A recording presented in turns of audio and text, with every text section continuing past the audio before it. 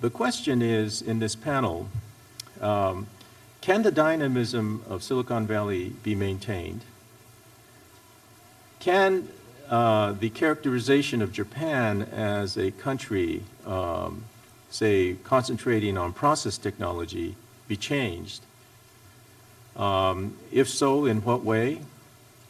Has Japan already been eclipsed by the emergence of other regional centers of innovation throughout the rest of Asia? Or are these centers really an opportunity for Japan? So the key questions that we want to ask of our panelists today are, in what areas and in what ways can the U.S. and Japan work together to foster entrepreneurship and innovation? And how can the two countries connect in more systematic and synergistic ways? So we have now an excellent panel of people who have had hands-on experience in entrepreneurship and new companies. And maybe I ask them to come to the table, please. I'll just give them very brief introductions. You have their bio in the pamphlet here.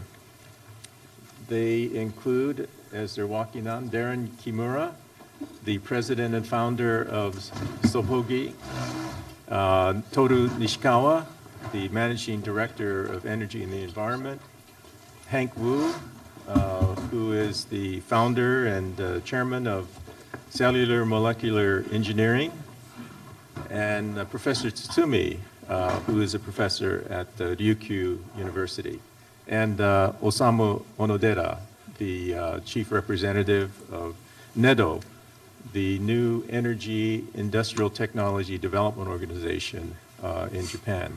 He's the representative now in the Silicon Valley office.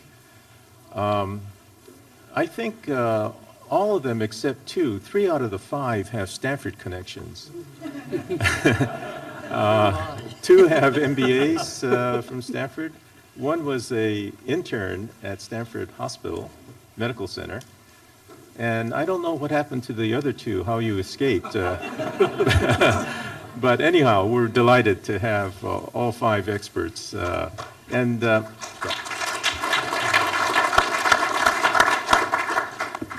I'd like to call first upon Mr. Onodera to give his overview presentation. Should I go there? Either way. Yeah.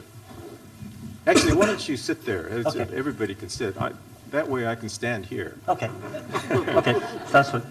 So thank you very much, Dr. Okimoto, for a very kind introduction.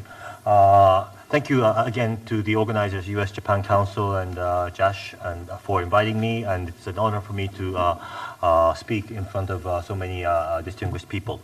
Let me give my 10 cents, so to speak, on U.S.-Japan innovation frameworks, possibilities for cooperation in the area of clean energy. As I said, as Dr. Okimoto said, I'm a chief representative now in Silicon Valley for NEDO, but I'm formerly from the Ministry of Economy, Trade and Industry. And I was also working at the OECD at one point in my career. So first slide, please. So if you look at clean energy, using a cliche, it is very, very important from 3 points of view. Energy, because energy is a depleting resource. 2, environment, and also from point of the economy. Of course, there are some people who pose doubts about the environment issue, but nevertheless, it is extremely important when we think about the future. 50 years down the road, we don't know how much oil there's going to be. So we need to decrease the amount of energy that we are consuming. And I think Hawaii knows very well, and Okinawa knows very well, that this is the case, mainly because of their reliance on oil. First is a study by the IEA. In order to decrease the carbon emissions from the baseline emission of 57 gigatons to 14 gigatons, in order to have 2 degrees increase scenario, energy efficiency and renewable energy are key components of what we have to do, and that would contribute to over half of the CO2 reduction that is necessary. And according to the IEA, there is a need to accelerate investment into clean tech from current levels. And according to Bloomberg New Energy Finance, there's going to be a global clean energy market of which is 46 billion as of 2004, which has increased to 162 billion in 2009, which is over a matter of 5 years. It's going to have to even increase even further going into the future. And the right-hand side shows the amount of investment that will be necessary in the blue, and the amount of current investment that is being conducted in the brown part. You can see how much investment we are not doing currently. So there's a lot of room for investment that we have to do. Next slide, please. We also have to do a lot of clean energy R&D. This is a slide that has been created by METI in terms of the various energy technologies that would be necessary going into the future. Going from energy efficiency improvement on the left-hand side to low carbonization renewable energy on the right-hand side. Upstream is supply side, lower down is demand side. You can see the whole range of things from efficient power generation, renewable energy generation, plug-in hybrid vehicles, fuel cell cars, EVs, etc., to the heat pump and home energy management systems, etc., down below. So there's a huge number of technologies that we have to develop going into the future. And that is something that cannot be done alone, either by US or by Japan, and this is something also that will contribute to the global economy. Next slide, please. Turning a little bit to Japan's R&D efforts. This is a little bit more general, not only energy. Japan is actually one of the highest R&D players in terms of percentage of GDP. If you look at the left-hand side, Japan uses 3.8% of its GDP on R&D, and the red part, this is the private sector that does it. So Japan is a country where R&D is mainly conducted by the private sector. This is a little bit contrary to maybe US, actually, which has a lot more, especially in the defense side. This right-hand side is US-Japan comparison of science and technology budget. Left-hand side is US. You can see that the left-hand side, the defense is a huge amount, but in Japan, it's actually the universities led by the Ministry of Science and Education, which is the main part. And Ministry of Economic Trade and Industry is actually does a large part of the remainder part. So, if you look at the R&D that the METI does, actually energy is a key component of what METI does. Next slide, please. If you look at the market share of clean energy products of Japanese companies, actually Japanese companies are very, very competitive in various energy areas. Photovoltaics, actually Japan used to be about 2/3 of photovoltaics or even more in the recent past, but now it's about 14% due to the huge increase in China, Taiwan, and a number of other countries.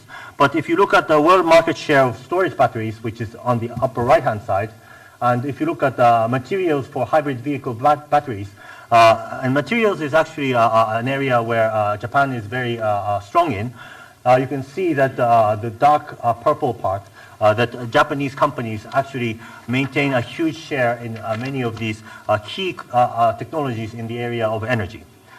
Next slide, please. As I said, business sector is one of the key drivers for R&D and innovation in Japan. If you look at, this is a global picture of the business sector top patent applicants for across the world.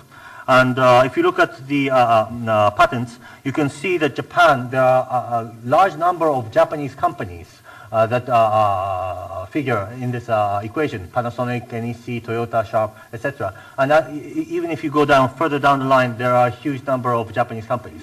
So actually, Japanese companies have been putting a lot of R&D dollars, and they have a lot of the patents. Next slide, please. This is the patent applications in energy-related technology fields in between 2005 and 2009. This is something that is studied by WIPO.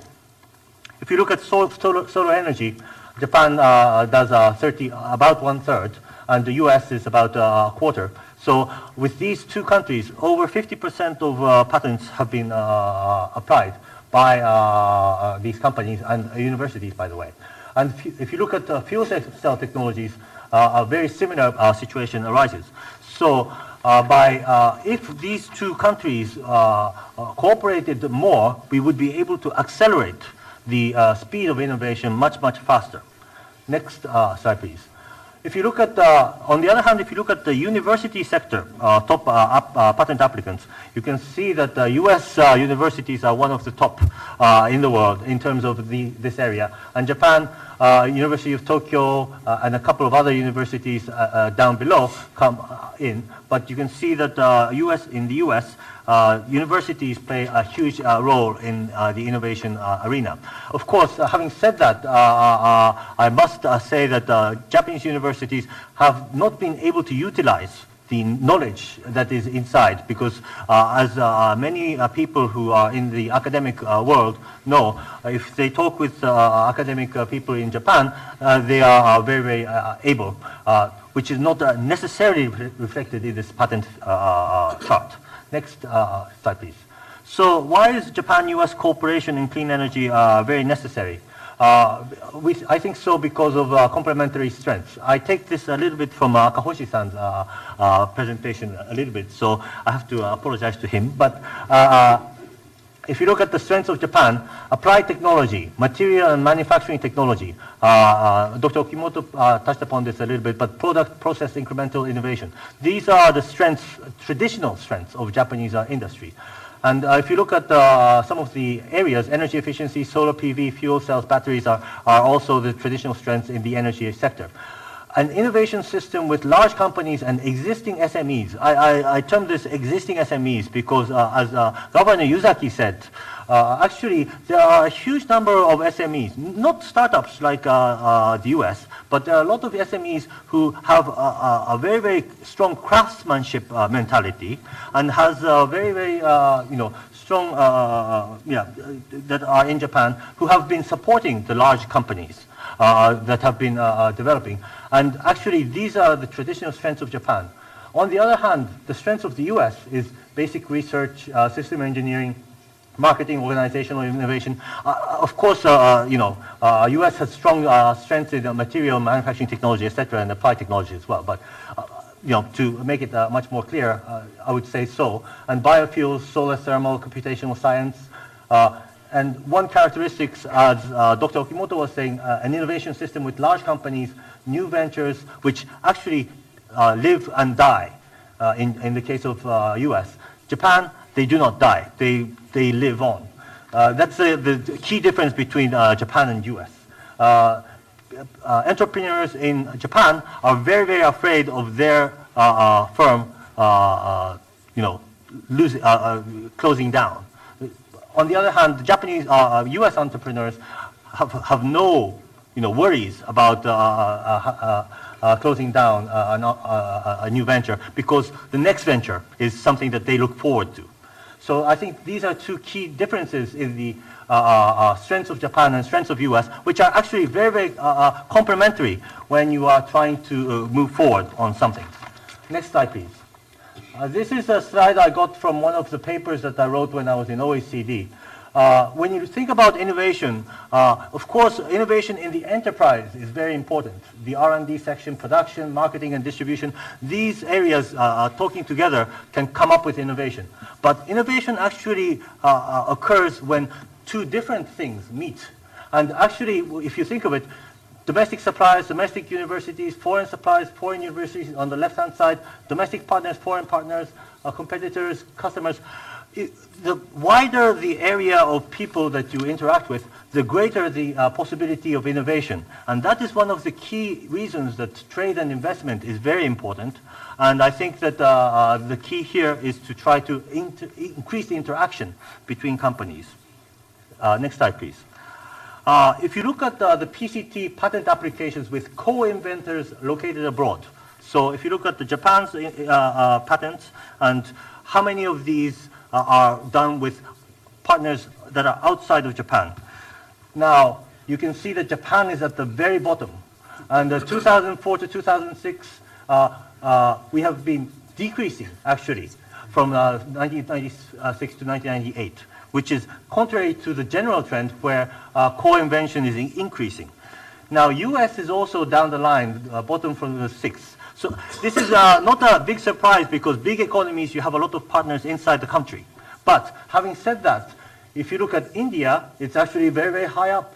If you look at the United Kingdom, some of the larger or mid-sized developed countries, they are higher up the hierarchy. If you look at Chinese Taipei, it's 50%. Now, what does this show? There is a huge room for improvement, both on the side of Japan and US.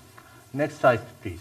So, in short, Japan is an underrated partner, especially in the limelight of China, which is emerging very, very fast. But high R&D, high technological capability, strong internal R&D capability, a long-term view on R&D. This is the downside, the relatively slow decision-making process, which has to be changed. The relatively inward-looking, not invented here mentality.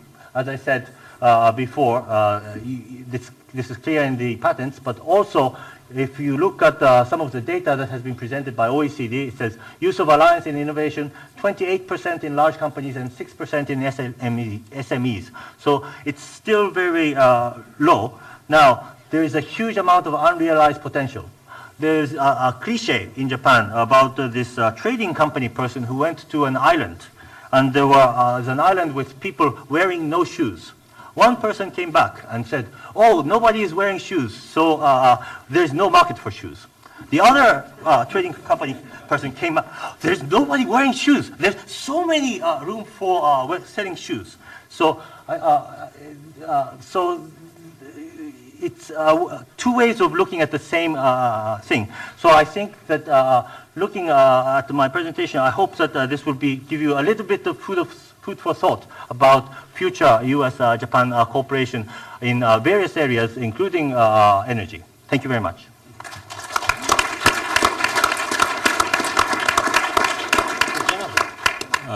Thank you very much, Onodera-san. I'm so glad that you're based now in Silicon Valley to do exactly what you've put it up in terms of making connections. Okay, so then I'd like to call next upon Nishikawa-san, and please go ahead. Hi and aloha. Can you hear me in the back? Is it on? Okay. Again, thanks for having me, and it's a great honor to be here. I'll just touch on my background just a little bit to explain why I'm here, but I'm with VC based in Tokyo. To the best of our knowledge, it's the only clean tech specialized VC in Japan, and we invest in both Japan and the US. Clean tech can mean a lot of things. Currently, our focus is energy solutions for residentials and buildings, transportation, and green IT.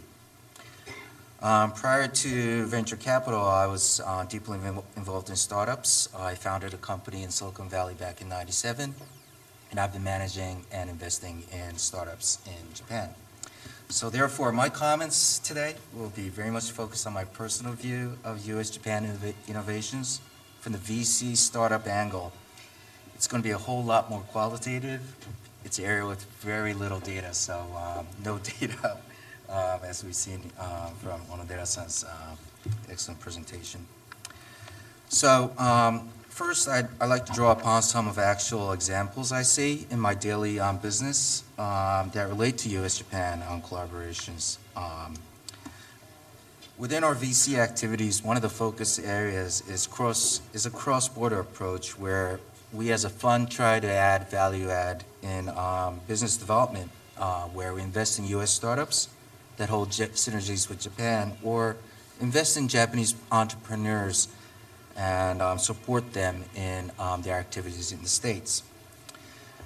Within these activities, beyond the straightforward model of selling one's technology in the other's country, which holds tremendous value, one pattern of collaboration example I often see is where brilliant US innovation technology partnering with a Japanese big company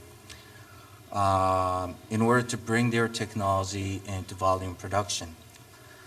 This might make a lot of sense from trying to extract the Japanese partner's strength in dedication to quality or process management, as have been explained by my colleagues here. But I think there's a a more important underlying foundation, and I'll explain that just a little bit later. Actual examples of these kind of innovation plus volume production partnerships I've seen in areas of water technology, as well as battery technology, where there's great technology that's looking for partnerships and bringing it to market, and that's where there's a seeking of Japanese partners in that regard. Another collaboration example would be in the area of more of a technology alliances. Again, trying to stick with actual examples here. We have this investment in the US, which specializes in energy solutions for residentials, mainly in the solar field. On the other hand, we have breakthrough technology in a Japanese startup that has produced innovation in air conditioning. The marriage of the two technologies actually produces a system offering that makes each other's product much more stronger, powerful in both the States, Japan, and when they're ready to go even more global, a much stronger solution in competing with other nations. Now, as I said before, other than the apparent synergies in these patterns, there's a chemistry thing or a much stronger foundation that allows the required close technical collaboration or the sharing of technical information, and that is that the US and Japan very much share a similar ground of rules, especially in the area of intellectual property, that allows that close sharing and collaboration of technologies. You're excused. And you think about it, it's not, it's quite often that when we're talking to, say, the US startups, that they want a partner which they feel safe with their IP, and you do need a similar set of rules and protection for that in order to foster that relationship. And I think that foundation lays the ground for even further collaboration and growth of cooperation for the two nations. Another angle is, I think a lot of us have read the excellent book called Regional Advantage, and that's another angle at looking at the two nations. Just to lay out a little bit of brainstorming, okay, so where are a lot of these regional advantages between the US and Japan? Obviously for US, just brainstorming, lots of innovation, management skills, marketing, standardization of technology, out-of-the-box idea generation. From the Japan side, again, innovation, more of a system integration, quality, volume production. So, okay, the broad idea, that's very good, but how do you actually put that in practice, or how do you actually realize it? And it's kind of not easy to come up with a very good example, but perhaps I can talk a little bit about the startup that I founded in Silicon Valley, because it tried to address a lot of these regional advantages. Nucor Technology was a startup that we founded in 1997. That was when the first toy digital cameras were coming out, and we thought that if we come up with a chipset solution with software, firmware, that there's a great opportunity to cannibalize film. The founder team was about 3 people, all based in Japan, Japanese, but we thought that we wanted to leverage the strength of the US entrepreneurship ecosystem. So we founded the company in Silicon Valley. We wanted the regional advantage at that time, risk capital. We wanted the management skills that we find in Silicon Valley, strong finance, legal foundations, chips design, software talent, etc. On the other hand, we placed our sales and marketing team in Japan specifically because the imaging industry at that time resided in Japan. So we had our product marketing, sales, algorithm, system integration there. And the model worked great for a while. So, I mean, even for a startup, chasing and leveraging these regional advantages makes a whole lot of sense, is my take of it. At the same time, some of my colleagues from Stanford, based in the US, were in Japan, leveraging the Japanese market for their internet solution, and they had a lot of success there as well. So, lots of opportunities crossing the Pacific. Lastly, I've been asked to comment on my views of the kind of often discussed standard or stereotype views of Japanese R&D system, namely that is dominated by the big companies. There's an institutional penalty of failure, and there's a real lack of risk-taking.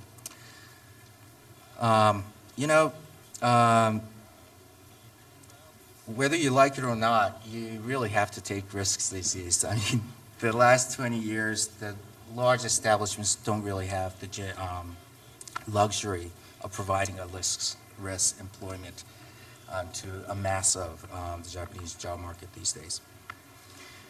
My view is that there's a lot of innovation, a lot of engineering talent, both in big and small enterprises in Japan. If I take a couple examples in clean tech, where I'm focusing these days, if you look at PVs, as Onodera mentioned, LEDs, batteries, these are all darlings of the kind of clean tech investment field these days. A lot of the initial and innovation came out of Japan.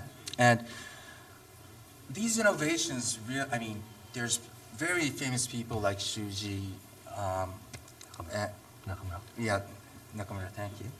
But these innovations don't just come from one genius mind. There's a lot of people around it. And when they go into the startup world, there's a lot of broadening of technology there. So naturally, in our investment activities, we see a lot of startups in PVs. We see a lot of startups in LEDs or next generation lightings, and we see a lot of startups in batteries.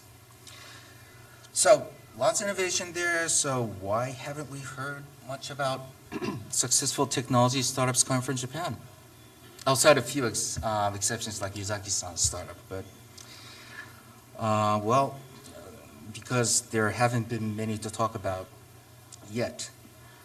Okimoto-sensei talked about the ecosystem in Silicon Valley. When I look at the Japanese market, I think there's a strong ecosystem for future innovation, technology, engineering. What's really lacking there is the ecosystem of bringing that technology into a successful business. And two really major areas which I think we really have to work on better is management, including marketing, and sort of the selling environment, which I think we have to go more global. But if I talk about marketing, captive-only solutions really lack in scale merits.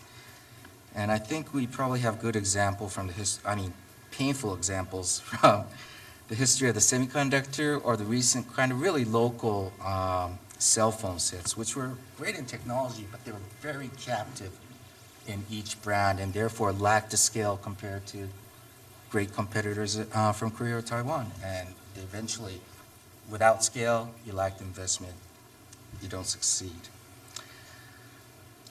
You have to have a marketing strategy, and I don't know how many people have actually dealt with huge Japanese IT, great brands out there, but with their companies. And if you've ever asked for the marketing department, because you really don't find one, they're all under Eigyobu, which is mainly sales.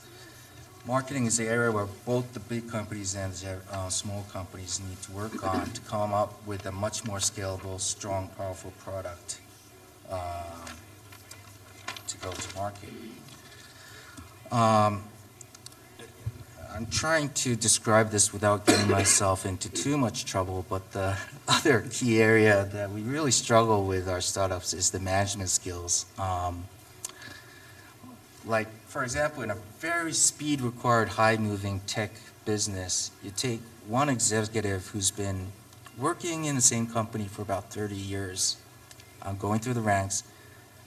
And on the other hand, you have someone who's been through multi-companies really battling and succeeding and failing in the same kind of technology business. It's pretty apparent which one usually wins.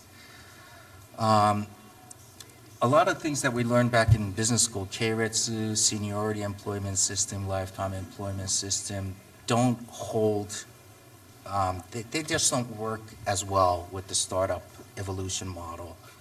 And we just have to work better in grooming our next generation executive pool, talent pool. And again, I'm following up on the Japanese kind of startup R&D model, but if the nation doesn't, I mean, I think the nation does need a more balanced company portfolio between the big establishments and the younger companies if we don't want to end up having to, well, first of all, support our aging population, but also having to support an aging company base without the younger companies there.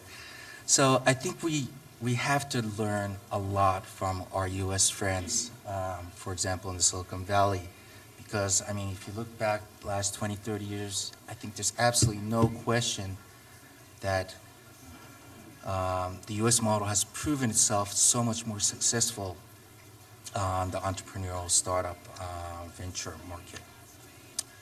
And especially, as I said, we have to learn more about the management marketing, and also I think the younger companies in Japan should look more global. If in a particular industry, if the big Japanese companies prove too slow to keep up with the speed required with startups, they should work outside of Japan.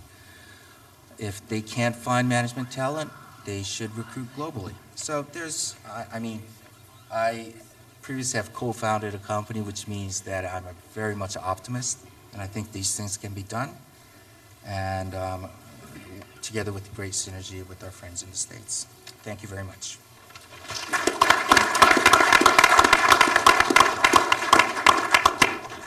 Thank you very much, Nishikawa-san. Of the two impediments that you have identified, the one that worries me the most is management. The global marketing side, it can be handled through, strategic alliances or licensing or partnerships. The management side is a human resource issue, a trained human resource issue, and that takes time in most cases to develop. So we will come around to talking about that maybe in the discussion time period. Let me turn next to Darren Kimura to give his American perspective. So I'm one of the two non-Stanford panelists up here, so I'm gonna ask for a step aside. So I'll be presenting from here, and and as you can tell, because I was not one of the Stanford panelists, I'm over there looking over these other guys and their shoulders and reading their notes and trying to take cues from them and making up my presentation as I'm going here. So bear with me. I'm Darren Kimura, originally born and raised here in Hawaii. I'm what you would call a serial entrepreneur, meaning that I'm addicted to the startup. I really actually hate when it becomes process, and I get bored very easily. So my passion is really in the idea, taking the idea to becoming a real company, and beginning to market that company and going forward. And then at that point, I step out and bring people who are better and smarter at taking the company forward than myself, and then I do it all over again. So in my 17 years or so in clean energy now, this is roughly my fourth or fifth startup energy company. So I've had a little bit of practice here. Now I will, as I get into directly trying to address the topic today, I will give you some background. First of all, I travel a lot. On the average, I probably go around the world. I don't know, the last few years it's been about 13 times. This year I've traveled over 400,000 miles already. We've gone into different locations like India and Europe, obviously Japan many times, and other locations as well. So bring a perspective which I think is a little bit interesting. and which I hope to share with you today as well. And again, I am really looking at clean energy, and that's my world, that's my life. I really don't know anything outside of this sector, so keep that in context as I go through this presentation. So I just kind of sat back and thought about the task at hand. What exactly, defines the U.S. and what defines Japan in the world of innovation? And I really, quite frankly, came up with this. The U.S., we're innovative. Japan is execution. Now, what I mean by innovation in the United States has been covered by some of the previous panelists. Let me just touch on a couple points, so not to be too redundant here, but the U.S. has been historically known for new products, new business models, marketing in very innovative and creative ways, pay-per-click, for example, online ads, things like that. Those are things that come out from the culture of Silicon Valley and has permeated beyond that now to just about every state, I think, in the United States. It's creative marketing. It's the no process necessary approach to creating business. And what I mean by that is every time I start a company, I think about everything I did in my previous company and largely throw those rules away. Because most of the time, we're taking an idea into a blank sheet of paper. We're making up the rules. And if we try to follow generally the rules from another industry, we really wouldn't be doing anything innovative. So when we're going into new markets, we are not only creating a new product, but we're also creating new business rules.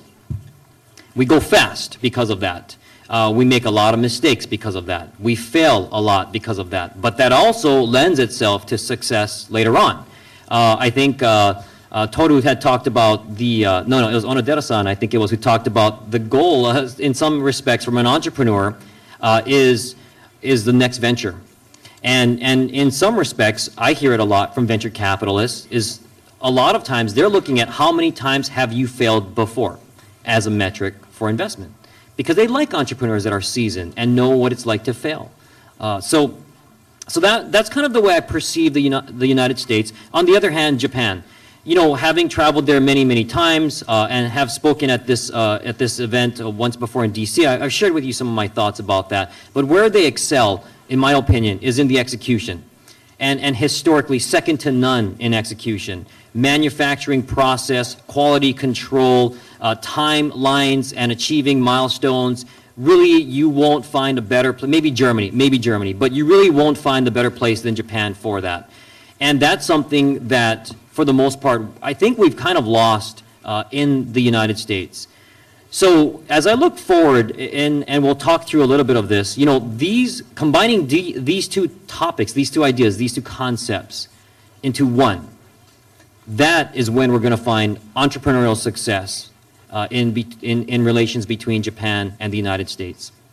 Now, I was asked to share with you some of what we've done. So these are some of the companies which we've done before. This is my company. I started it in 1994. Started in the Pacific Northwest, moved back to Hawaii. The idea behind this company was pretty simple. We wanted to help businesses save money by saving energy. And what we would do is we would go into their businesses, my staff and myself. We would go into these businesses and we'd tell them how to save energy. That in itself is not new and not novel and really not all that interesting. I think what was very fascinating at the time, though, was the financing model behind this. What we said we could do to the customer is we could go in and put up all the capital for the upgrades, which in some cases could be millions of dollars, and we would get paid by the savings that they would save in a shared format. So I would go into Nike, we would bring in new chillers and lights, and they would save $1 million a year. Now, they would take home half of that. They would take home $500,000. I would take home $500,000, and we would engage in that for 5 to 7 years, and that's how I would get paid, and that's how they would save, and we defer risk as a result. When we started this company, it was, I recall, I used to be called crazy at the time. Oh, Kimura, you crazy. You were a tree hugger back then. It was 1994, green. It's weird to say this today because green is everywhere. But back then, it was very odd to be doing what we were doing. In certain utility districts, the utilities were the enemy. And in those districts, the utilities wanted to shut us down because they didn't want us to reduce their sales. and we were effectively doing that. So new energy model around an old business. What we're doing today, and what you may have heard of, is called Sopogy. We have a solar technology. In this solar technology, we approach it very differently. Rather than photovoltaic, which is a panel that you might see on a home converting sunlight into electricity, we use mirrors. The sunlight hits the mirror, bounces off of the mirror into a pipe. Inside of that pipe, we circulate a liquid. We make that liquid as hot as we can, and we use that hot liquid to spin a turbine to create power. So the idea is not entirely new, but we tried to bring it to places like Hawaii and other locations like India and Spain. And when we started with this, everyone thought, again, we were absolutely nuts. They said, well, you can't do this. It doesn't happen. You can't. We shrunk the collector. They said, we can't shrink the collector. We can't manufacture this. How are you going to do that from Hawaii? None of that really makes any sense. None of that works. But in the 7 years that we've been around, we've been able to figure it all out. And to be absolutely frank with you, we didn't have all the answers when we started. We had an idea. And over the time which we've been doing this, we've been able to figure it all out. We manufacture fablessly now. We manufacture through other companies that own the factory. I don't own the factory today. They make our parts. They ship the parts. They take on that risk. What we do is we continually invent. We define our product by our design. And we change that design on an ongoing basis. Now, there's a point I want to come back to as well. It goes back to the tone of the innovation. And one of the topics that Tohru talked about with regards to intellectual properties. This company has gone on to win national as well as global awards for its innovation. And again, it was a company when I started, people thought it was absolutely crazy to do. Keahole Solar Power is a developer here in Hawaii, one of which we took the platform that in order for us to really help solve some of the climate change issues we have, we need big solutions. PV on rooftops on your home, that's a great solution.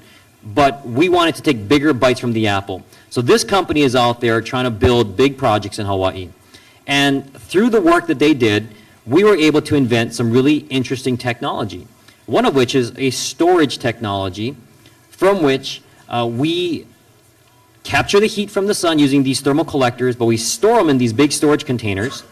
And what happens there is when the sun is not shining, when there's a cloud that blocks the sun, or someone flips the switch and the sun goes off, there's no sun anymore, we can still generate energy from the storage containers.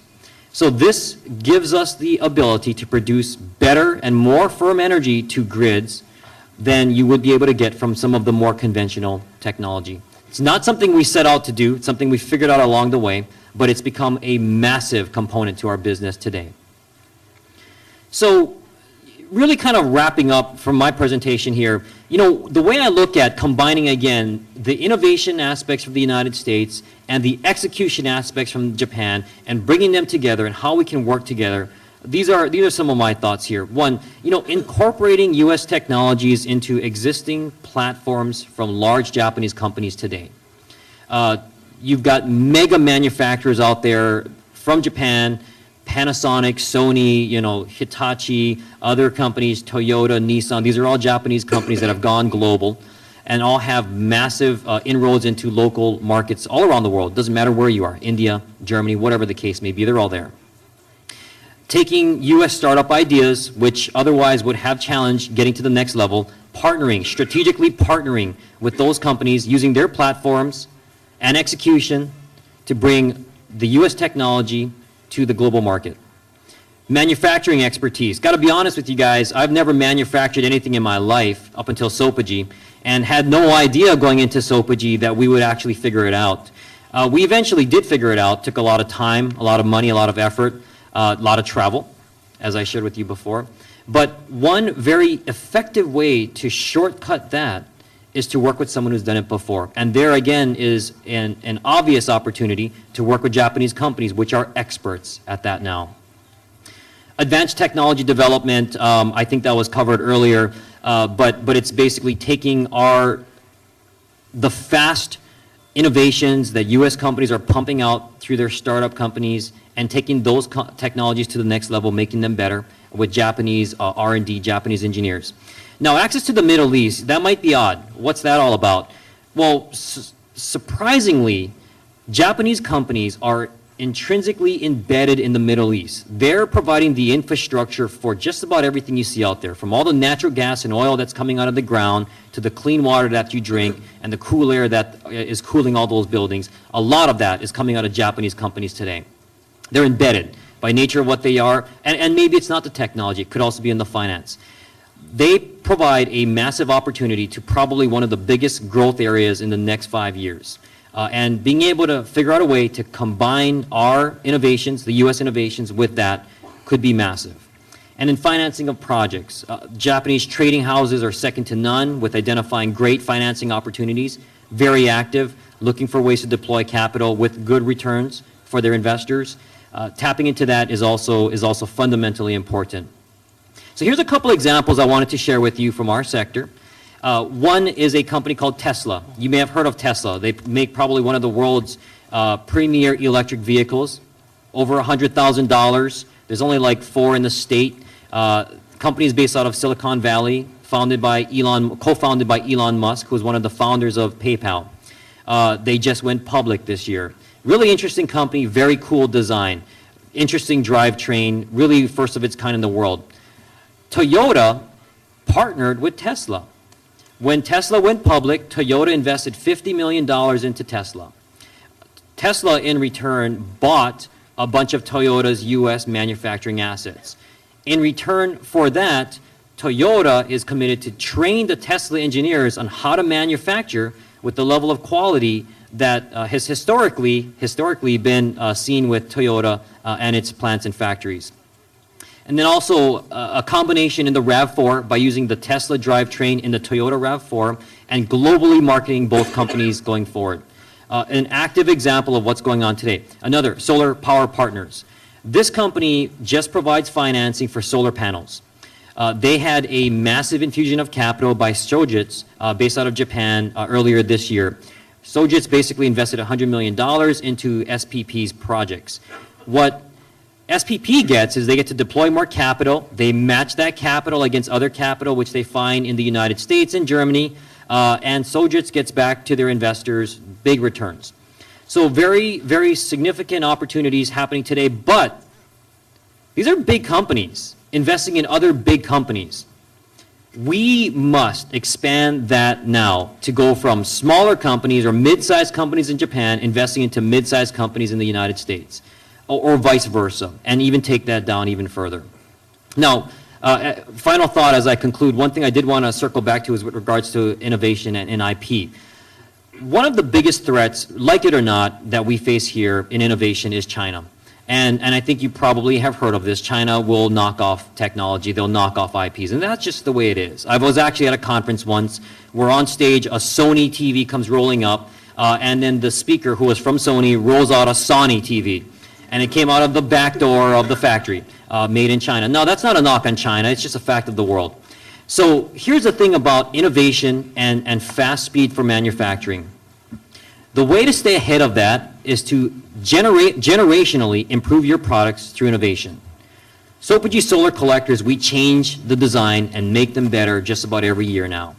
So as China is knocking us off, and we know they are, they're knocking off a product that's 2 years behind us. So they're knocking off a product that's less efficient, costs more than the product which we're selling today.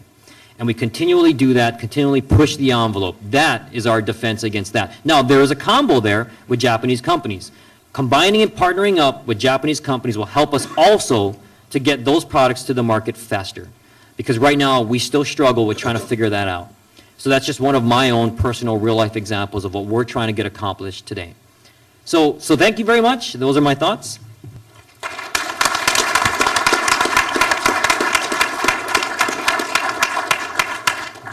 Thank you, Darren. Just one question. Do you manufacture Sopogy products offshore? No? The model for Sopogy is for us to, so we have a design. We can put the design into any manufacturing facility anywhere in the world. So for U.S. projects, we actually manufacture in the U.S. A lot of it comes out of L.A. For projects which we do in India, the manufacturing is in India. For projects which we do in Southeast Asia, a lot of the manufacturing comes out of Malaysia or Vietnam. So it's a very flexible manufacturing model. But again, I think the point there is we didn't think it was going to be like that from the start. So when we first built the company, we actually went out seeking supply chain all in the United States. And that really didn't work out so good for us. So we had to figure out a better way or we would have died. And we did. And what we've come up with is this really neat manufacturing model. And they're all standardized Yes. manufacturing? Yeah, it's whatever all the country? kits. Yeah, Yeah. I see, okay. I want to follow up on that in the discussion. Okay, so let me, thank you, Darren. Call on next Professor Tsutsumi. Yes. Thank you, Dr. Professor Okimoto. Is it working? Okay. Yes. Yeah, thank you. So at first, I want to introduce some project in Okinawa, especially about natural energy or something like that. And I sent a short sketch of my presentation to Professor Okimoto, but he said no. And after that, I'm so surprised, and my image is consists of two parts. The former part is about the general image of the innovation, and the second part is about the energy project in Okinawa. And it's very easy for me to talk about the energy project in Okinawa, and it's already prepared for the presentation. But after that, he said that I have to talk about the general image of the innovation much more. So I need to rebuild the presentation material about 2 days ago. So it's so hard time for me. And, My apologies. no, it's okay. So it's a very rough sketch of my image about the innovation. When we look back the recent history in several decades, I found that 1989, that was the turning point. We have a lot of things in 1989, and I found that it started the Heisei era in Japan. The Showa era stopped, quit, and the Heisei era started in 89. And also the Cold War finished. I hope that it was over in 89. And also, of course, the Berlin Wall was turned down, and some other historical event occurred in 89. And so I wrote a lot of things in this slide. Anyway, I want to have to say that 1989 is the turning point, and I think from this point we have something like a different situation from the previous world. Before the 89, so it is not so difficult to get some benefit from the industrial or social system. But after that, I think it's a paradigm shift, and not so easy to get the money from the very big company or something like that. So I think that the paradigm shift started from here. Next slide, please. And of course, as you know, the very big economic crisis occurred after that.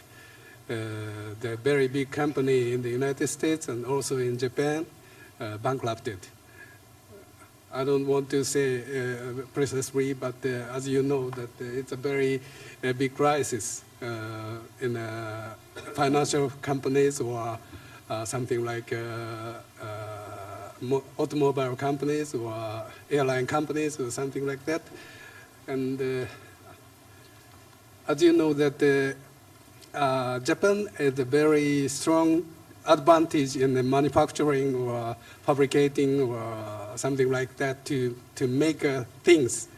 However, it's flowing out to the Southeastern Asian countries, including China, and now we can find various goods made in China. So it's something like a turning point, and that is the very big economic crisis in Japan. So, and after that, we found that the population in Japan is decreasing. And also, we have to think about political change in the world. The second nation, I mean that the Eastern world was changed to a market economy. And so we have to think about the relationship between the Eastern world and the Western world. And so I don't have to say the exact thing that something like an evaluation system. We have to think about ourselves by ourselves, and we have to publish or reveal everything from our organization or something like that. And sometimes it is very difficult decision for the managers. And of course, it's a very good thing, but if we want to do a very secret project or something, that is very difficult thing. So such a thing happened. And in 1989, it is not the age of the internet. Normally, ordinary people like us using the internet from 1992. So now it is out of the image that if we have no internet system right now, we cannot do anything. However, about 30 years ago, there is no internet system. Okay, next, please. So the previous world, maybe that is the mass product system and uniform goods and wasting materials and also the energy. It's very easy-going way. However, it changed to a new world. That is the, something like diversity of the product and unique things. Also, the conserving the energy, and we have to think about the environment. It's a very big paradigm shift, I think. Next, please. And we have to recognize the direction of the innovation right now. Of course, the Professor Okimoto said that we have to think about environmental engineering and also food and energy supply and biotechnology. That is the focus of the innovation, and the keywords of the innovation is sustainability and environmental friendly, like that. And I think that the goal of the innovation, it's only my personal image. I think that is the low carbon world, low carbon economy. So that is consist of 4 parts. One is the carbon reduction. It means almost the same as the energy saving. And carbon-free energy, that is the natural energy mainly. And carbon neutral, that is the, also meaning the biomass energy. Sorry. And finally, we think about the carbon sink. Of course, the Kyoto Protocol says that the forest can absorb the carbon dioxide, and it is a very big carbon sink. But we also think about carbon sink, ocean as the carbon sink. I want to talk about later. So anyway, these 4 elements are very important thing for the low carbon economy. Next, please. So this is a very important point that the United States and the Japan collaboration, if we have a collaborative work, that is maybe the top runner of the world. The basic idea of the collaboration between the United States and the Japan, I think it's not so difficult because we have a very strong economic fundamentals already, and I hope that there is a very strong relationship between the United States and Japan.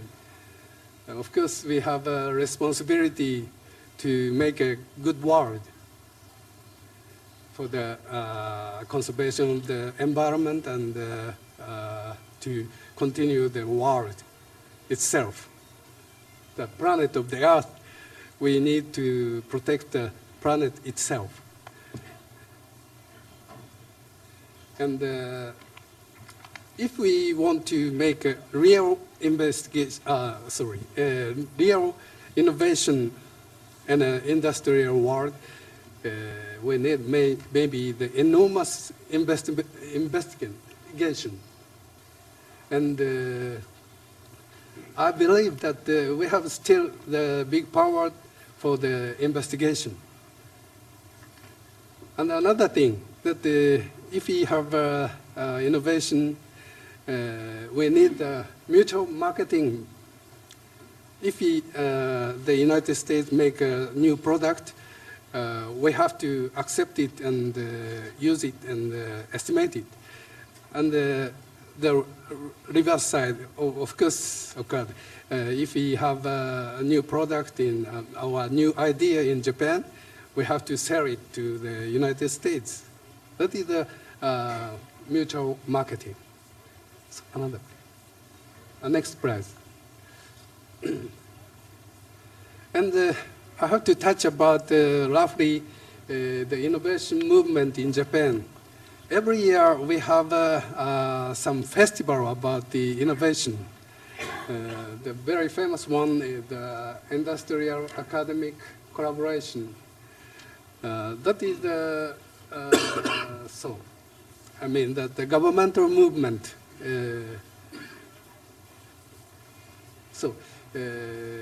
Some big meeting in Kyoto was held every year. That is held by the METI, and so another one is Innovation Japan. It's something like a showcase of the new technology or new science in the academic side. And also there are many exhibitions of the, like a PB Expo or Bio Japan or something like that. It's a big innovation movement. So, however, I think that there are many comments or evaluation of the innovation movement in Japan. Someone said it's very good and it's very effective, and someone said that it's wasting the money or something like that. And from academic side or from industrial side, maybe it is very highly evaluated and it's very effective. However, some governmental people say that it's spent too much money and it's reducing. For example, 2 days festival in Kyoto is reduced to 1 day or something like that. And also we need to think about intellectual properties. That is also the big movement in Japan, and so governmental work frame that makes so big a project of the intellectual properties. Next, please. So then I come back to the Hawaii and Okinawa relation. That is I wanted to say. So Hawaii and Okinawa both belong to the archipelagic and subtropical area, and it has very strong, I think that's strong topography and location. However, we are living in a small island. That means that we need to import a lot of things, and many materials or food or energy are imported. And exporting goods are not so big. Only a small amount of the product are exported. So that is one problem. Of course, the self-supply of the energy or food is so difficult. We think about much more about the self-sustenance of the energy. I forgot what kind of things I wrote on the slide. I'm sorry. And another important thing is the waste management. We are living in a small island, and we have a lot of the importing things. That means we have a lot of the waste things. How to manage the solid waste? That is a very big problem. So from this point of view, we have some registration system of the recycled product that is called Yuikuru in Okinawa. So that is the recycled product is registered by the prefectural office, and that is recommended to use. Next, please.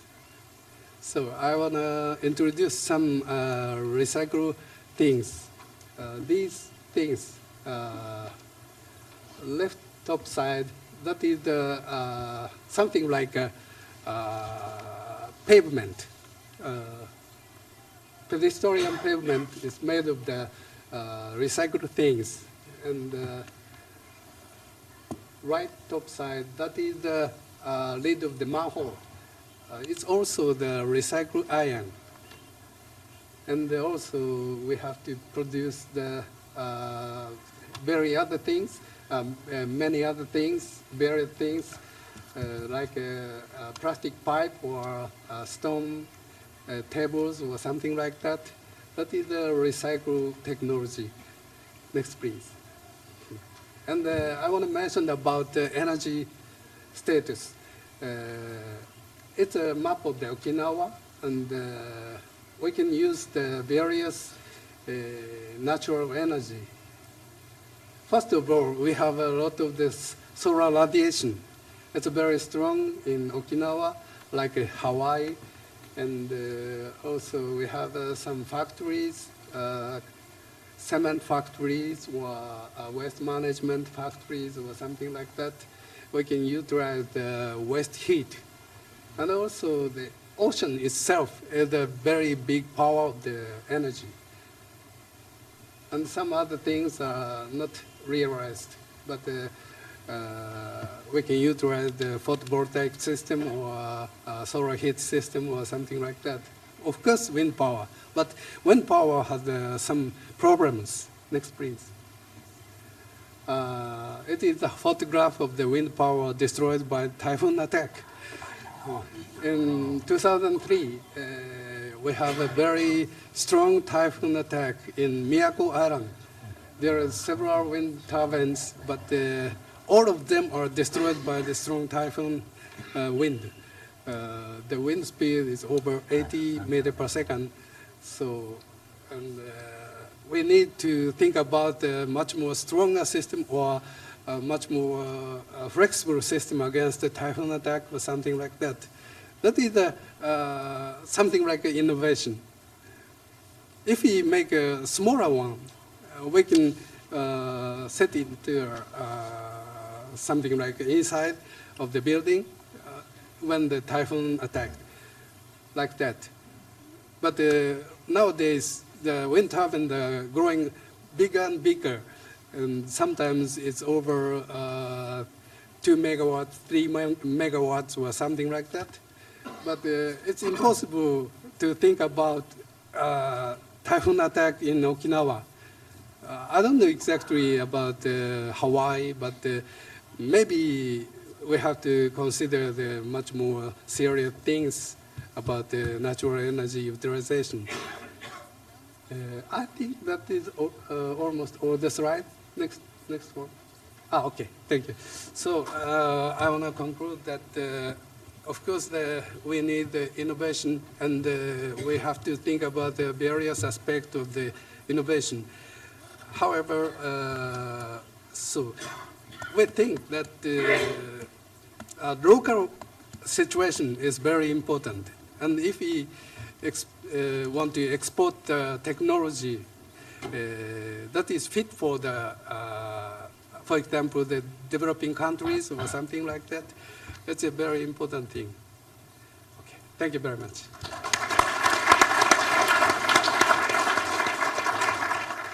Thank you very much, Professor Tsutsumi. 1989 is an inflection point in the world, and for all of the reasons that you identified, but also because it really, the world integrated China, India, Russia, Brazil, these huge former empires into the global system.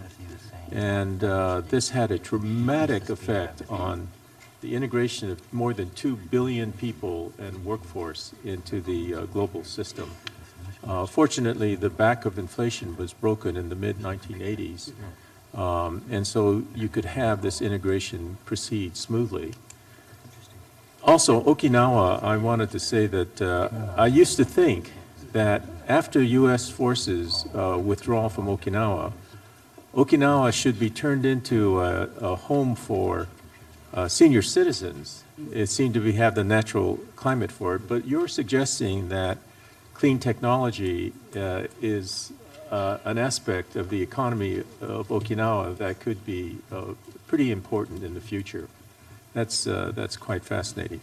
Okay, we're running behind, unfortunately. My management of the panel has been poor, so I apologize. So Dr. Wu. I can skip.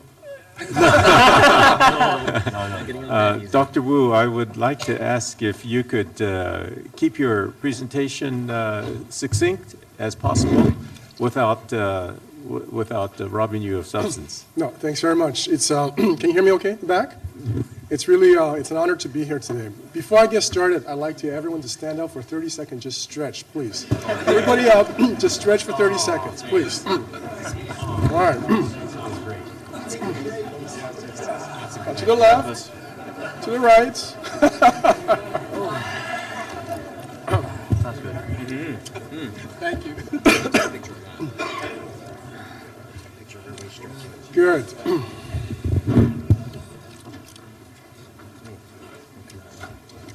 I was asked today to just kind of share with you what we do as a innovation company, in the spirit of talking about the concept of entrepreneurship.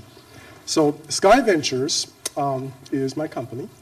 The word sky is a word that we invented, S-K-A-I. As you know, kai is the Hawaiian word for water. Sky sounds like the sky. So where the sky intersects with the ocean is the horizon, where it holds infinite possibilities. Hence the name Skai Ventures. And just by way of background, I grew up in Hawaii. I went away for schooling in the mainland. I'm a surgeon by training. I went to Johns Hopkins, did a health policy degree at Harvard. Then I went to Stanford to become an orthopedic surgeon. And in my mind, entrepreneurship is very much a cultural phenomenon.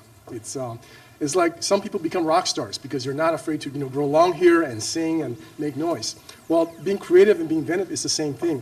When I was at Harvard and Hopkins, right, things were very traditionalized. It was about this heritage of excellence because things were always done a certain way. Hence, you got to follow that routine. When I got to Stanford, things were completely different. I was bitten by the entrepreneurship bug. And the joke at Stanford was you can't get tenured as a professor unless you have started 2 companies. And that was the whole spirit. So Skai Ventures is what we call a venture accelerator. It's a hybrid between venture capital and technology accelerator.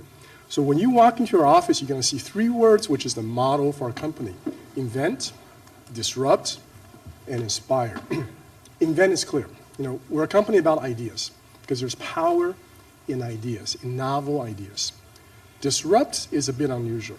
Our whole belief is that it's just as much work to build something that's incremental versus building something that is clearly transformational, right? Something that's unimaginable, unthinkable, that would change the future and change the status quo. Hence, we want to focus only on those technologies that are disruptive, that will forever change and shape the status quo. And finally, inspire. Because at the end of the day, it's really about young innovators and inventors, which is the reason I want to show you this slide. These are the kids that walk through our organization. This is kind of our secret sauce. These are 19, 20, 21-year-old kids going off to college, and they come and spend the summer with us. Because these kids are smart, and they're fearless. And they come and spend the summer with us thinking about ideas and the big world and concepts and market research and development. And this is an incredibly valuable set of young people and that we hope to inspire to become entrepreneurs and innovators someday. And our business model is a very simple one. We go around the world and we find the smartest people we can, people with ingenious ideas. And typically these are folks at national labs and big universities. And we acquire these intellectual property or bring it back to Hawaii for development and transform them into companies and technologies that can hopefully shape the world. And then we work with many government organizations and national labs, the likes of Army, Navy, Air Force, DARPA, Department of Energy, to advance these technologies. So this will definitely be less than 2 hours, so not to worry. I will share with you very briefly some of the work that we do to give you a sense of how we go about creating disruptive types of technologies here in Hawaii. IGENIX is one of the first companies that we started, and that was to solve a singular problem of corneal blindness. On the left is a cornea that's blind. On the right is the same cornea after transplant. So it turns out that more corneas are transplanted in the world today than heart, lung, liver, kidney, and pancreas combined. It's the most frequently performed human transplant procedure, and a very successful one. It's been done for over 100 years. But the issue is the fact that of the 10 million people in the world who are blind from corneal disease, the entire world's supply of donor cornea can only address 100,000 cases, which means 99% of these people never have a chance to see ever for as long as they live. Now, of particular relevance to this audience is the fact that throughout Asia, including Japan and Korea and China and Taiwan and Singapore, Indonesia, all through Asia, there is a great deal of cultural reluctance to donate organ. It almost never happens in that part of the world. Hence, in particular, patients in Asia do not have an opportunity to see for as long as they live. So long story short, we went into the world, we met with all the various groups that are developing materials that can be turned into an artificial cornea, and we identified a material about 3 years ago that is today the most advanced technology for an artificial cornea in the world. This is our first transplant patient. We did our first set of transplants in Sweden about 2 years ago. Our oldest patient is 75 years old. This is an OCT scan of her cornea. She had a genetic disorder that caused her to be completely blind. We removed the front part of her cornea, put in an artificial cornea, and she is now today able to drive a car and work as a school teacher. So long story short, in August of this year, the 2-year results of our first set of transplants in the world got published. And basically, our transplant saved patients could see it as well as a traditional transplant. All of them were able to get their nerve functions back. And the best group, 4 of the 10 patients could see as well as 20, 25 basically. So overnight, this was picked up by everyone. The Wall Street Journal, the LA Times, BBC, MSNBC, including Diane Sawyer, who did a very short segment. And finally tonight, what could be a major development for damaged eyes. Can they be coaxed into repairing themselves? The news from Andrea Canning. For people who see the world like this every day, a breakthrough. Until now, there was little hope for the 10 million people who suffer from corneal blindness caused by infection, injury, and genetics. The best option, a corneal transplant, but hard to get with a shortage of donors and requiring a lifetime of drugs to fend off rejection. Now doctors have opened a whole new door, an artificial cornea made of human collagen, almost like a contact lens sewn into your eye. It actually coaxes the cornea to regrow natural cells and nerves, restoring sight. It does not appear that there are downsides because none of our patients showed any signs of rejection. I think this should give great hope to people with blindness. Potentially making this the decade when millions will finally see like this. Andrea Canning, ABC News, New York. And wouldn't that be great? So this is one of 7 companies we created. We have created one company each year for the last 7 years. And I've been back to Hawaii. I moved back to Hawaii from Silicon Valley about 7 years ago. And this is our model. Look for great, ingenious ideas around the world, wherever they might be. Bring it back home and transform it into the kind of company and technologies that can impact the world. So this is 1 out of 7. We're also going to build a center of excellence for vision. This is going to start construction soon. We should open our doors next year. I'd like to invite all of you over. If you want to have surgery, this is a great place to have it. We'll open our doors where 4,000 surgeries are already booked. We'll have the capacity to do between 20 to 25,000 surgeries a year, all for vision, all for the restoration of vision. And this is something we would love to collaborate, this and our iGenix project, with our colleagues and friends throughout Asia in creating centers of excellence, in helping to restore vision for the blind all around the world, basically. This is a very interesting story. Again, I'll do this quickly, Dan. CBI polymers. As part of our process of creating this artificial cornea, we had to build world expertise in material science. We had to find some of the best material scientists in the world to create this polymer material that can integrate at a molecular level with a human cornea. And as an offshoot of that, we created another business here in Hawaii called CBI Polymers, where we have being able to design a material, a gel, a hydrogel that's got this extraordinary binding property. When it's applied to a particular surface, and when it's dry, when you remove it on the surface, is able to bind all the contaminants, whether it's chemical, biological, radioactive nuclear materials, grease, oil, dirt, debris. And here is a quick segment to show you how this Students returning to UH Manoa today may notice some parts of the campus look a lot cleaner. That's because of a product called Deacon Gel, which helps remove things like mold, dirt, and green algae. The gel is applied to surfaces like sidewalks and walkways, and when it dries, you just peel it off. When you do, the contaminants on the ground all come off with it. Wow. This is a product that we invented here in Hawaii. In fact, our team just returned from the Gulf looking at remediation of some of the oil spills from BP now has reached the land. Well, it's really fantastic. It does a great job of cleaning the surfaces in a sustainable manner with a green product, and so it's very exciting. Deacon Gel was invented by a local company which offered a free cleaning demonstration and used the gel on areas near the Student Services Center, the Kennedy Theater, and the Stan Sheriff Center. My mother saw the TV spot, so she said, "Son, you went to medical school, now you're doing sidewalks?" But this technology is actually extraordinarily interesting, right? It's close to a $3 billion a year market. This technology intersects national security and hazardous environmental remediation. And it also touches upon green tech, because guess what?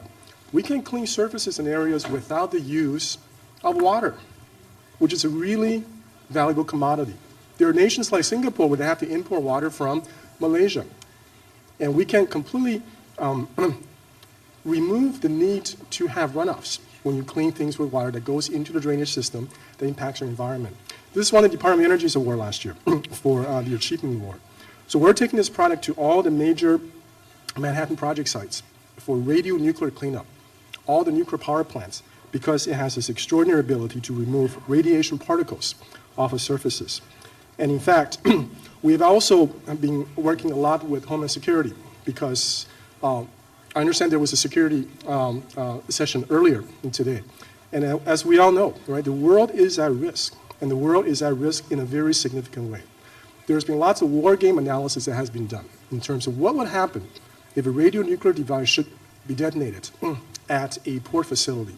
If it should hit the port of LA, and Booz Allen and Homeland Security have done very detailed war game analysis, the economic impact is directly related to number of days that the port is shut down, right? The port of LA is shut down for 15 days, it will cost us over $300 million. If it's 4 months, it will be in the billions. If it's a year, it will be in the hundreds of billions of dollars. But guess what? You can't just wash the radiation away because it's only going to spread. You can't just tear down the port and rebuild it because it's going to take too long. This product will give you the ability to be able to rapidly contain and capture, decontaminate radiation and restore function. Hence, we're building a national and international strategic stockpile program with our colleagues and allies in different parts of the world. This is a sludge tank where petroleum is stored before and after.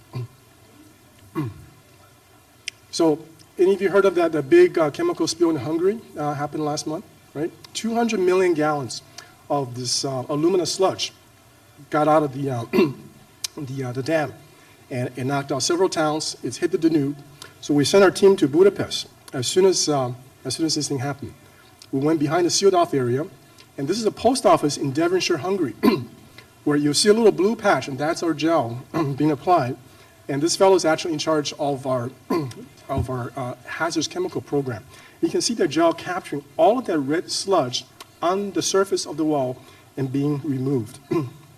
So clearly, this is a technology platform that's got very broad applications across environment, clean tech, and national security and disaster management. Now, of course, all the cars have to be decontaminated as it leaves Hungary. One quick side note, we're very excited about this. A different version of this product was developed for monumental restoration. For those of you who are familiar with Washington, D.C., you may recognize this. This is National Law Enforcement Officers Monuments, right off Judiciary Square, off the Orange Line. So traditional method of cleaning requires the use of power washing with dolomite, mineral inside the water, to abrade the surface. But when you do that, guess what? You really abrade the surface and you lose a lot of the lettering, so much so that you have to go back and re-engrave and re-stencil, which is a very expensive process. In this particular case, we applied the gel, stripped it off, before and the after. You see the color differential, but more importantly, we can get everything out of the nooks and crannies without any injury to the lettering. This, in our mind, is what we like to do in terms of innovation, right? It's about solving life's real problems and cross-pollinating different technologies. 30 more seconds, and then I'll be done. True Technologies.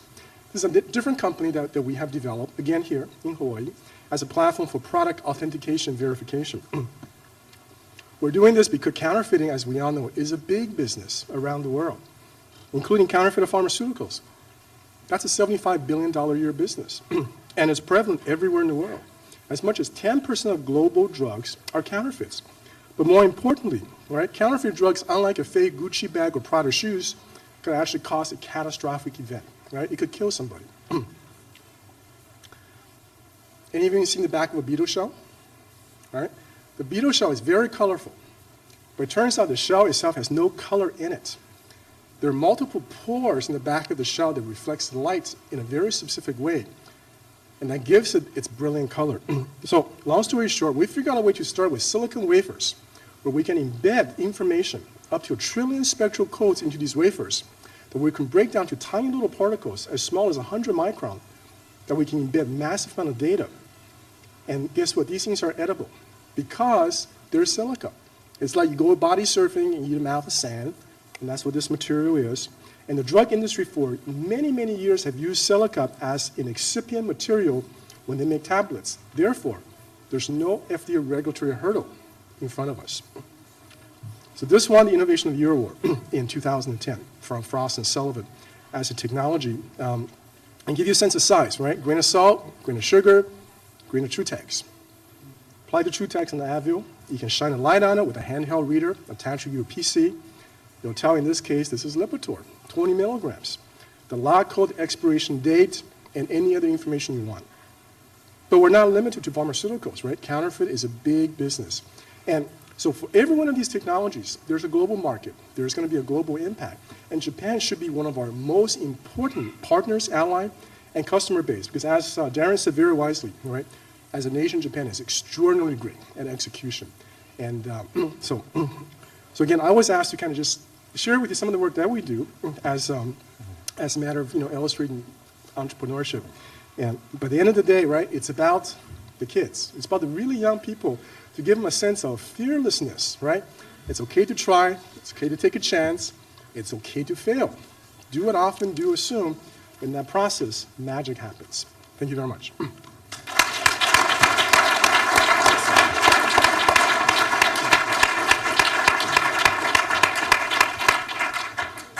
We are running behind schedule by about 10 minutes, so I wonder, Irene, should we close this panel and then, 10 minutes, okay? All right.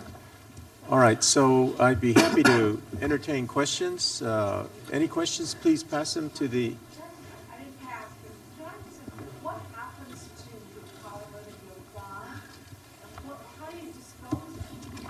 Disposal depends on what you're removing, all right? So the material is biodegradable, water-soluble, certified incinerable. So if it's dirt, you can just throw it. But if it's radioactive material, hazardous chemical, you follow the rules for the disposal of that material. But it's waste management. It's volume reduction, basically. Okay. All right. We have a couple of questions here, but in order for me to have time to read them, let me ask a question so you can start talking. And it's a question that occurred to me as I listened to all of the presentations. By the way, the presentations give a very compelling picture of dynamic innovation, entrepreneurship in both countries. Not only that, but a commitment to play by the rules of the game, that is intellectual property, honesty, trust, very important intangible elements of any kind of partnership. But what's striking is that their complementarity of comparative strengths. Japan being very strong in certain areas of clean technology, alternative energies, manufacturing, the U.S. being strong in management, marketing, breakthrough technologies in certain types of products.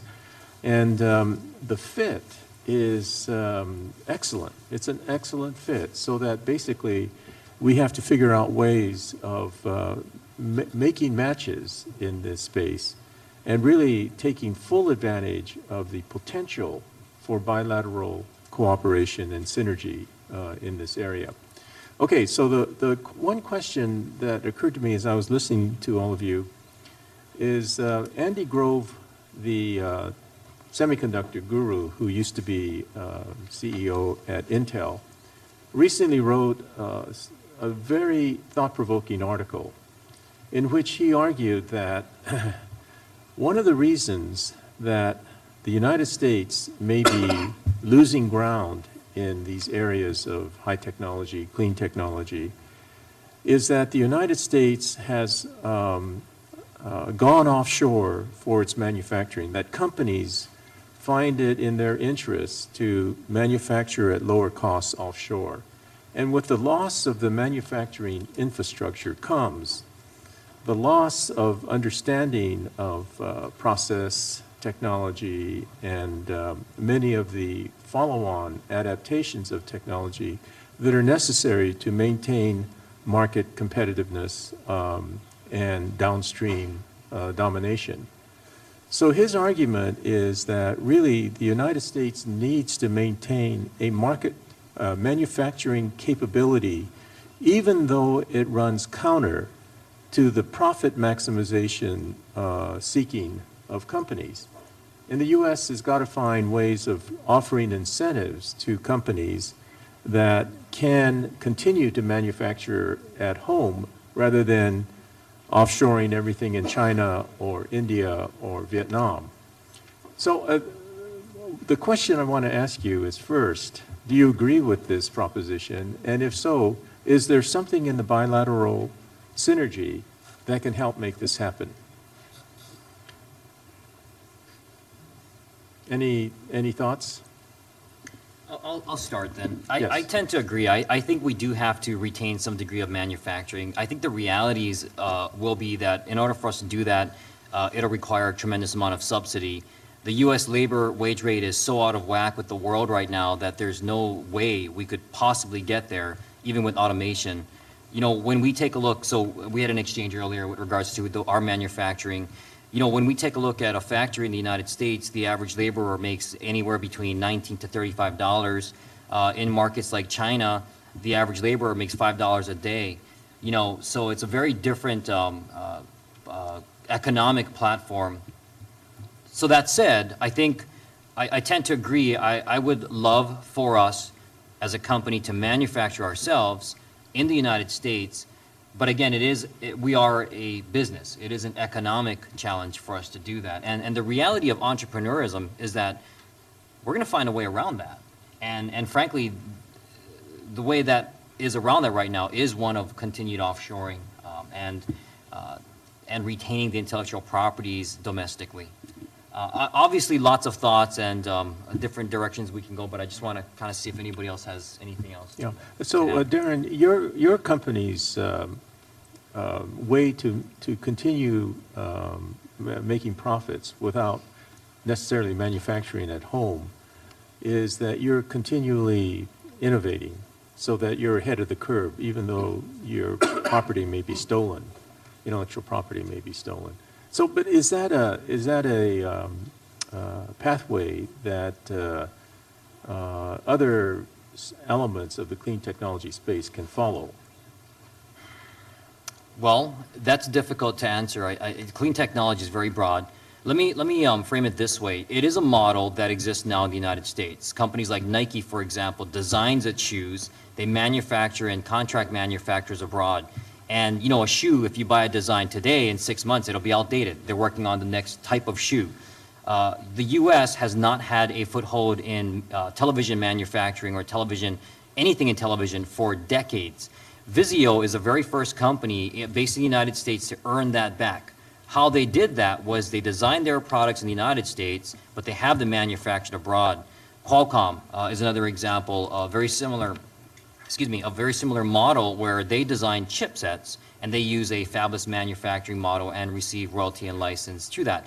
Now, fact of the matter is the United States, you know, I'm going to get off topic a little bit here, so let me just summarize. But being a public company in the United States, which for the most part, all of those companies I described are, does not lend itself well to manufacturing yourself, because you are looking at quarterly or you know, annually profits and increasing margins while you're trying to increase your growth globally as well, your combined average growth rate as well. So I think that will be another aspect to overcome. Yeah, I'm thinking of capital-intensive companies, you know, where you need a massive amount of capital investment just to create the manufacturing infrastructure, which emerging markets would have more difficulty duplicating. Well, you know, China, for example, in the photovoltaic industry, China had no solar module industry 10 years ago. And as everything else, Japan really was the leader there, and then Germany picked it up, and then we did in the United States. All of our companies went public between 2005 and 2007. China picked up that this is a space they need to be in, and they got out there very quickly, and today they dominate this sector, and it is expected that they will completely overshadow the combined industry in the next 24 months or so. So I don't know. Mm-hmm. Mm-hmm. Okay. Any other comments?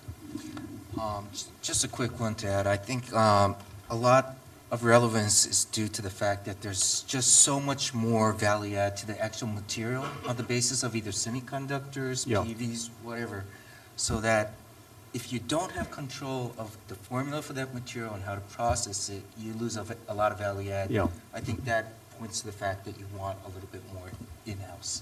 Yeah. Hank? Dan, I would agree with that. In fact, what we do as a business is we focus on the type of business where it's more knowledge-based than infrastructure required. So for example, the entire physical infrastructure required for us to manufacture the artificial cornea for the entire world supply, we can done in a facility that's less than 10,000 square feet. And we do that here. We do that in Honolulu because it's very much knowledge-driven.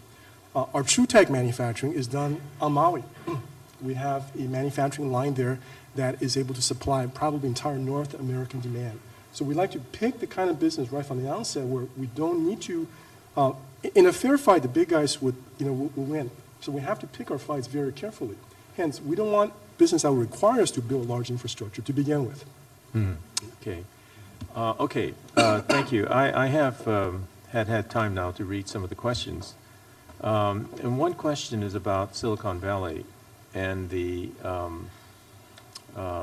the problems that Silicon Valley has encountered since the bursting of the dot-com bubble in 2000. And the gist of the question is, what negative lessons from Silicon Valley should other regions learn to avoid since the bursting of the bubble? That might be best answered by yourself. I'm just a poor professor, you know. I've never had hands-on innovative experiences. But so I have some thoughts on that, but I'd like to hear your views. Hank? I have a joke, actually. Well, the joke is in Silicon Valley, an employee is considered loyal to the company if they stay through lunch. And, but that's something very different culturally here in Hawaii, and it's something that's very culturally in Japan as well. And that, I think, fundamentally is extraordinarily important. When you're in a knowledge-based industry, you want a workforce that's extremely committed to the enterprise. And so that's my joke. Well, my take on the problem is that in the 1990s, you had vast amounts of capital, risk capital, chasing a relative finite number of really good investment opportunities in startups. And you had risk-taking that was really quite unmonitored, in my view, and a lot of investments that, on hindsight at least, are really bad investments that have been made. Not enough real due diligence on the part of the investors, and a stampede, really, to put their capital to work in a way that led to, you know, the dot-com bubble and the bursting of that bubble. Oh, okay. I think we've probably come to the end of this session, and I want to thank all the panelists for an extremely thought-provoking and informative session.